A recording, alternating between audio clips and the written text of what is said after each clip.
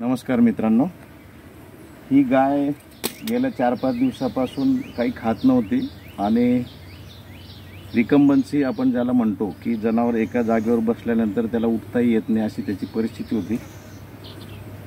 तिला डायरियाचा पण प्रॉब्लेम होता मोठ्या प्रमाणामध्ये। 8 दिवसापूर्वी तिला लूज मोशनचा प्रॉब्लेम असल्यामुळे खूप जास्ती प्रमाणात डिहायड्रेशन होतं, त्याला पण 3rd डिग्री डिहायड्रेशन म्हणू।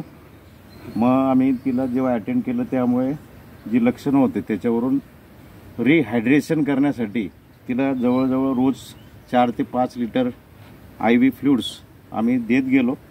3 दिवस ती जनावर खूप चांगले राहिली ती गाय, मात्र 4थ्या दिवशी रात्री ती मेलेल्या अवस्थेमध्ये वाड्यामध्ये मिळाली।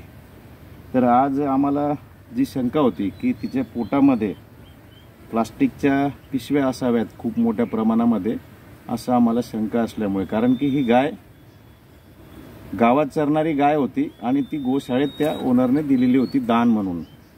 मग आम्ही आज तिचं PM केलं असता तिचे पोटाचा जो मेन कप्पा असतो रुमेन, त्याच्यामध्ये हे बघा, हा जो ढीग दिसतोय हा पूर्णपणे प्लास्टिकच्या पन्न्यांचा आहे।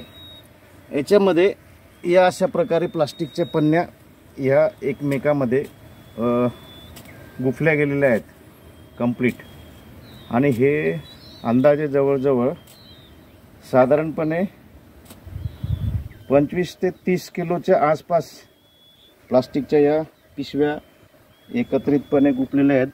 आपण बघू शकतात की ते एकमेकापासून वेगळं देखील होत नाही असं हे अवजड असं मटेरियल आहे। पोटाचा जवळजवळ 90 ते 95% भाग या प्लास्टिकमुळे व्यापला गेला असल्यामुळे जनावर चारा काय ते 10% जागा जी पोटाची रिकामी आहे त्याच्यामध्ये तो थोडाफार काही दिवस जगला असेल, थोडे दिवस, परंतु शेवटी या पन्न्यांनी गाईचा दुर्दैवी अंत घेतला।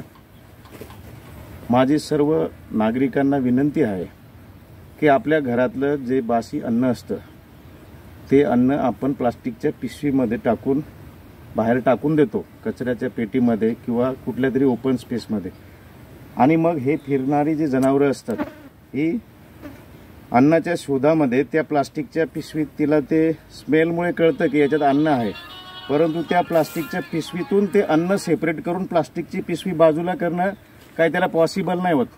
त्याच्यामुळे बऱ्यापैकी पिशवी सकट तशा प्रकारचं उष्ट अन्न जनावर खात राहते। खाता खाता मग ज्यावेळेस अशी परिस्थिती निर्माण होते त्यावेळेस इंडायजेशन, ॲसिडोसिस, लूज मोशन असे प्रॉब्लेम निर्माण व्हायला लागतात। आपण उपचार करतो लक्षणांप्रमाणे, परंतु जर परिस्थिती एवढी गंभीर असेल तर ते जनावर दुरुस्त होणं दुरापास्तच नाही, अशक्यच गोष्ट आहे जवळपास मला वाटते।